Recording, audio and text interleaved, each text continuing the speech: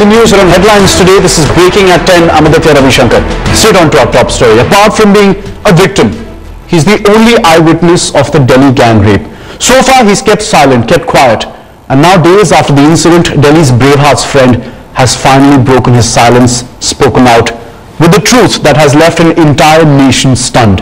In an interview to Zee News, the friend whose name and identity we at Headlines today will not disclose reveals shocking callousness of the people as well as that of the police, the administration, on that fateful night.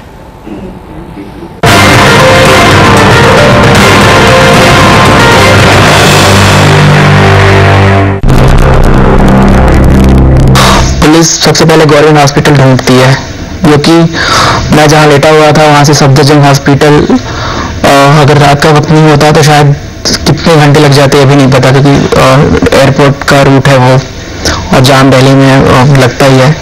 तो शायद मेरी friend थी जो आज 14 days रह के गई हैं, शायद उसी दिन ही उनकी डेथ हो जाती।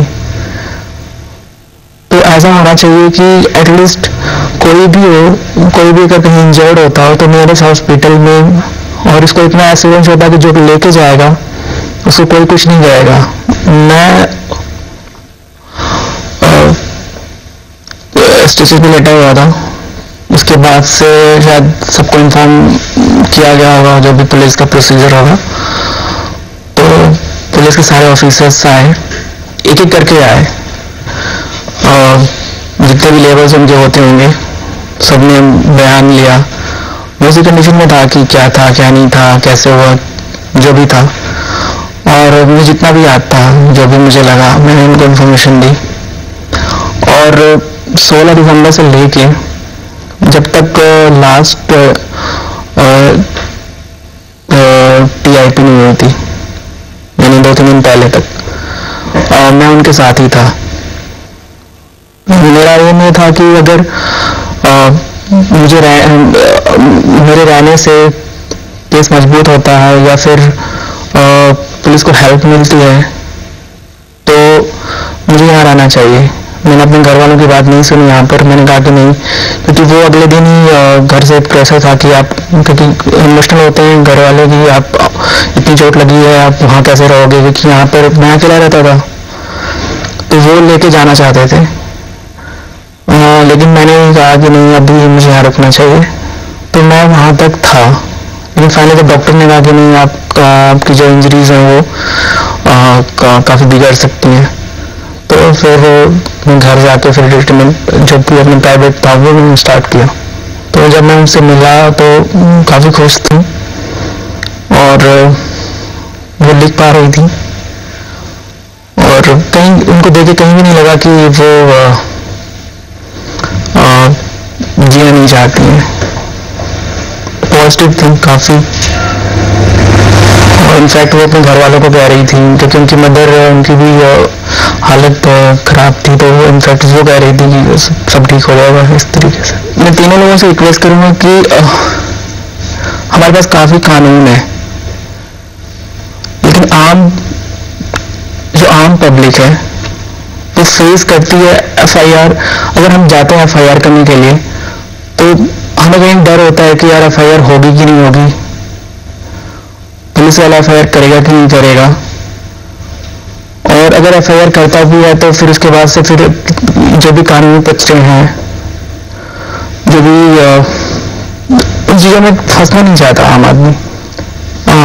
मैं कंप्लेंट था इस केस में, लेकिन मैंने भरसक प्रयास किया स्टार्टिंग में कि हाँ शायद लोग इसको गलत मीनिंग लेंगे, कि जबकि मेरे साथ इंसिडेंट होता है, मुझे चोटें आती हैं और मुझे ही छुपाना पड़ता है कि यार ये। तो मैंने कोशिश करी थी स्टार्टिंग में कि मैं लोगों को ये सारी चीज़ें ना बता के मैं बोलूँ कि हाँ एक एक्सीडेंट था। तो अगर शायद ये केस इतना बड़ा नहीं होता तो ये चीज़ें दब जाती। इनफैक्ट मेरे दोस्त ने भी कहा था कि शायद अगर मैं नहीं होता तो वो शायद कंप्लेन नहीं करती। अगर आपके साथ कोई चीज़ ऐसी चीज़ें होती हैं और आप उसके साथ होती हैं जिनके साथ आप रहते हो या फिर उनसे आपकी फ्रेंड है, और तो फिर आप पिक्चर आती है आपके सामने। कभी सोचते हो कि कभी कभी अपने आप को ब्लेम करते हो कि मैंने क्यों किया, क्यों गया, नहीं जाना चाहिए था, या फिर मैंने वही बस क्यों ली, ये क्यों नहीं किया। तो काफ़ी चीज़ें आपके माइंड में रहती हैं और फिर वो बस 2 हफ्ते तक तो मैं बात भी नहीं कर पा रहा था ठीक से। तो कोई कुछ पूछता भी था तो मुझे इरिटेशन होती थी, तो मुझे इंस्ट्रक्शन भी मिलते थे तो कि आप अभी कांटेक्ट ना करें किसी को, जैसे कि ताकि आपकी जो न्यूज़ है केस में आप अगर कुछ बोलते हैं तो केस के लिए अच्छा नहीं होगा समथिंग। तो मेरा यही था कि केस स्ट्रांग होना चाहिए, ताकि अगर मेरी वजह से अगर मैं किसी को कुछ कहता हूँ, कुछ बोलता हूँ, तो केस वीक ना पड़े।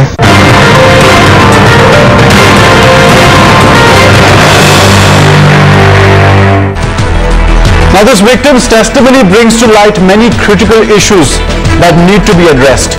He talks about how nobody came forward to help them after they were dumped on the road semi-clad. 3 PCR vans which arrived at the spot spent 30 minutes arguing over whose jurisdiction the crime fell under. Crucial time that could have saved the Braveheart's life.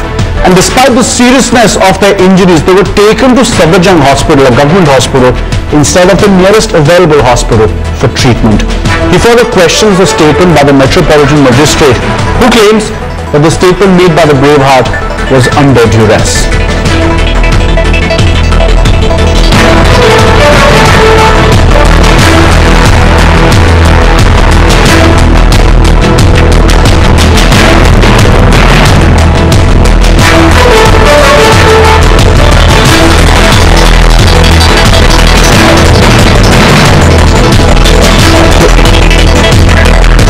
Women's activist Ranjana Kumari now joins us. Ma'am, I'm sure you've been able to hear this interview, this man coming out and telling the world, telling this nation what happened on that fateful night, on that tragic night.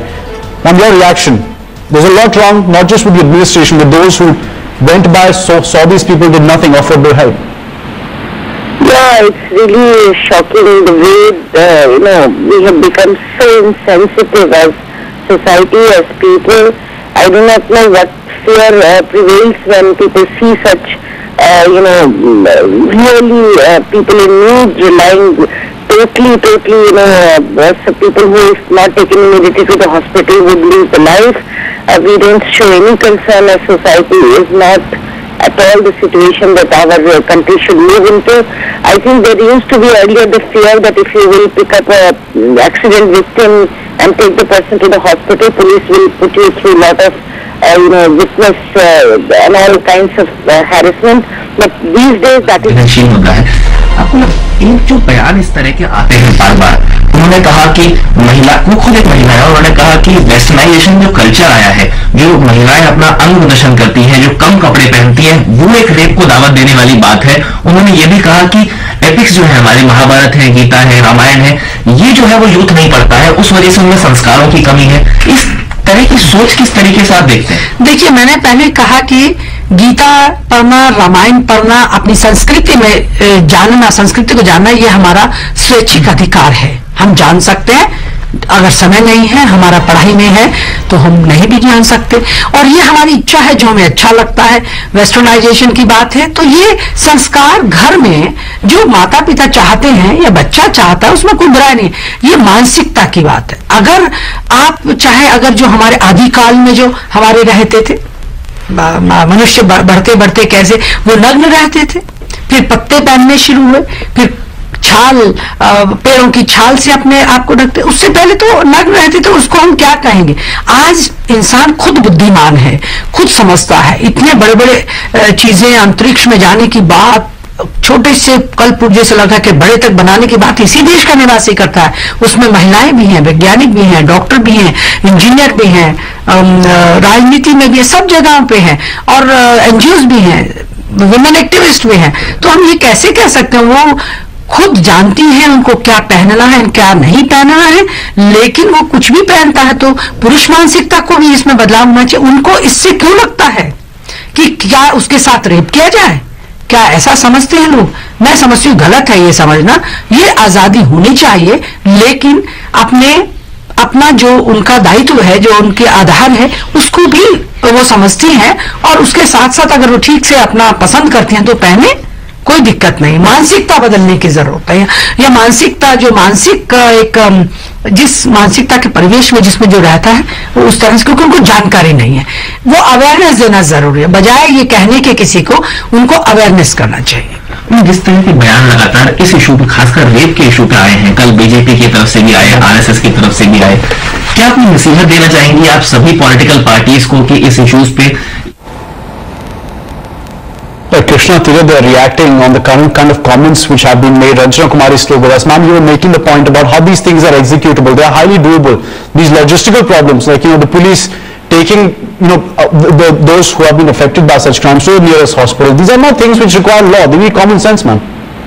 Well, yeah, it is absolutely true, because most of us who work in this area have encountered the problem of jurisdiction, because when you inform the police of a particular police station, then they would, if that is not the jurisdiction, they will always pass you on to the next one. And this really, in the end, really the whole aim is to control crime and to help the victim. If these are the two purposes why the police station and police is around to enforce the law, then they need to look at the flexibility of this jurisdiction, because jurisdiction has been decided, as I understand, for, it was a very bureaucratic decision for smooth functioning, so they don't overstep on each other and don't indulge in each other's area, and that's the only purpose. But the purpose is not to pass the victim from one area to the other and not help in time, because if you lose the time, then in this case, as we heard, that she would have lost her life, and she finally did lose her life. Perhaps so much of, if she was taken quickly, they would have made the decision first to, the first objective should be to help. And to help, and help should be as soon as possible. So if that is the objective in mind, then certainly they must not mull over all these questions, and they should immediately take a decision. And this is also, in some sense, passing the buck, because they don't want to take the crime under their own area, and they don't want to kind of include and increase the number of crime that is happening within their own area. And this mindset has to change of the police. I'm sure they are working at it now, and they are looking at all these questions. Flexibility in jurisdiction is extremely important area of consideration at this point. And Ms. Ranjana Kumar, you also make this important point that it can't be limited only to the authorities and the police. There were lakhs, thousands protesting out in the streets. Not one stopped to offer that man and that girl help when they needed it most. Ms. Ranjana Kumar, thanks very much for joining us. Let's also now talk about those who committed this heinous crime, about the juvenile first up, the juvenile rapist murderer. Headlines today has been giving you facts about how little punishment this single juvenile among the 6 Delhi gang rape accused could actually get. It gets worse. Our reporters have exclusive information that there is a real possibility of the juvenile rapist murderer actually getting bail very soon. The Delhi police has requested Juvenile Justice Board to take the accused for an ossification test. This is a bone test. Now, it has also been provided, as far as the board is concerned, with a certificate from his Uttar Pradesh school principal as a document which may help determine his age. The certificate states that his age is over 17 but below 18 years. However, it has not furnished any supporting documents with it.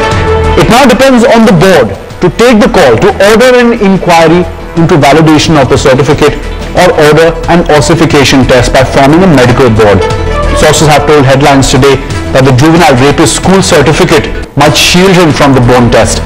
The bone test may not be ordered if the Juvenile Justice Board accepts the school certificate. And in the absence of the bone test, the juvenile rapist will get bail as soon as his parents apply for it. The ball is surely now in the Juvenile Justice Board's court to set aside this certificate and call for a bone test. If the parents of the juvenile in conflict with the law applies for bail, that's the rule, then the juvenile will be bailed without any delay, irrespective of the gravity of his offense.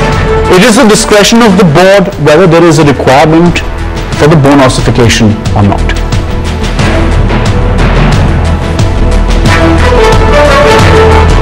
Meanwhile, the chorus for hanging the juvenile rape accused also has been growing. Women and Child Development Minister, she's come forth and called for death sentence for all the accused in the Delhi gang rape case. The debate on what should be the way ahead played out on Newsnight. Let's get you excerpts. Now, should we be under the circumstances and on the basis of what the charge sheet has said, should we be even looking at this in a manner which could lead to leniency under the law? Mr. Gonzalez, it's a straightforward question. I don't think there's any question of leniency. It's a straightforward application of the law.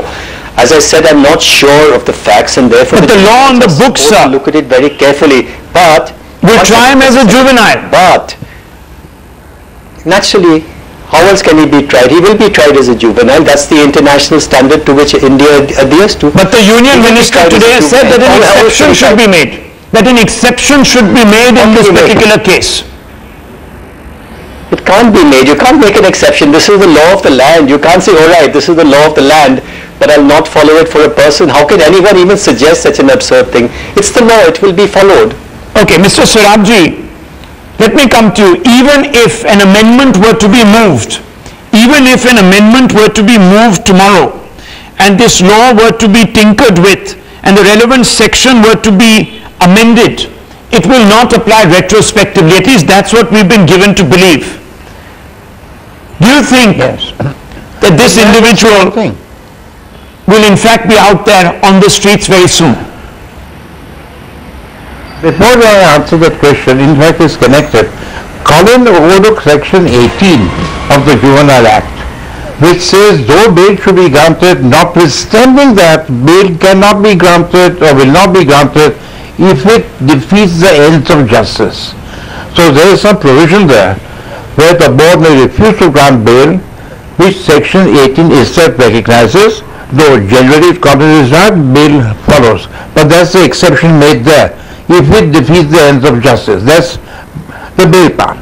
Secondly, if the law is there, I mean, there is a question of leniency in applying the law. The law has to be applied. If the law is not good, to my mind, I think it's a little absurd that you take the fixed age, 18. If he is 17 and a half, then he gets the benefit. If he is 18 years old and 18 and a half, he doesn't get it. So I think this fixation of this chronological sequence, I do not approve of that. It must depend upon the capacity, understanding of the accused, about the nature of his act, his consequences, the enormity of his act, and that should be really the standard. An 18-year lay down as a guideline, but not an inflexible guideline. That something can be done, but again, you require an amendment. The judges can't read that into the law. I wonder if they do it. An amendment raise questions of constitutionality, because it cannot, Article 20 makes it clear that a person can be now subjected to a greater penalty than at the time when he committed the crime, the penalty in force. Meanwhile, we talked about the case. The wheels of justice have finally begun rolling in the Delhi gang rape case. The Metropolitan Magistrates Court in Saket will take cognizance of the charge sheet filed by the Delhi police against the 5 accused. The case will then be committed to a fast-track sessions court in Saket Court Complex. There's, however, a major hurdle that needs to be addressed. The accused don't have a lawyer. The lawyers have said, we will not go on and defend them. Now, this is a detriment as far as the legal process is concerned, because the law states there must be representation. There's a long list of 40 witnesses as well, many of whom are currently abroad. This will be a huge blow to the fast track as far as justice is concerned in this case. Let's get a check now from Ankit Tyagi, tracking developments. Ankit, just take us through, also first up the case that has been prepared by the Delhi police. 40 witnesses, we understand, crucial evidence also that they've been able to put together. Well, absolutely. Delhi police is saying that they have a watertight case against these 5 accused, and the 6th one. Also, they have presented a separate charge sheet at the Juvenile Justice Board, although the bone ossification test of that accused is yet to be done. But Delhi police is very confident that they have everything that they require. They have the forensic evidence apart from the testimonies of the victim and the main prime witness in the case, along with 40 other people. That includes the doctors who performed the surgeries in India and also in Singapore, the one who performed the post-mortem. They are saying that they have all the evidence to nail and get the maximum punishment for these 5 accused. Today, the case will come for cognizance at the fast track court. The district magistrate will look at the charge sheet and then he will transfer the case to the fast track court. So we are expecting that from today things will start churning, but the most important thing would be that the accused do not have a defense counsel. The Bar Association has boycotted, they will not be representing them. So the first process would be to give a defense lawyer to these accused so that we can finally hear the big There are procedural delays as well, Ankit is saying, but of course we'll continue tracking the latest. Ankit will bring us live and regular updates. Thanks very much, Ankit, for joining us. Quick break on the bulletin at this stage. Up next on News at 11, well, Delhi's Braveheart's friend breaks his silence, says no one came forward to help them even as they were lying bleeding on the road.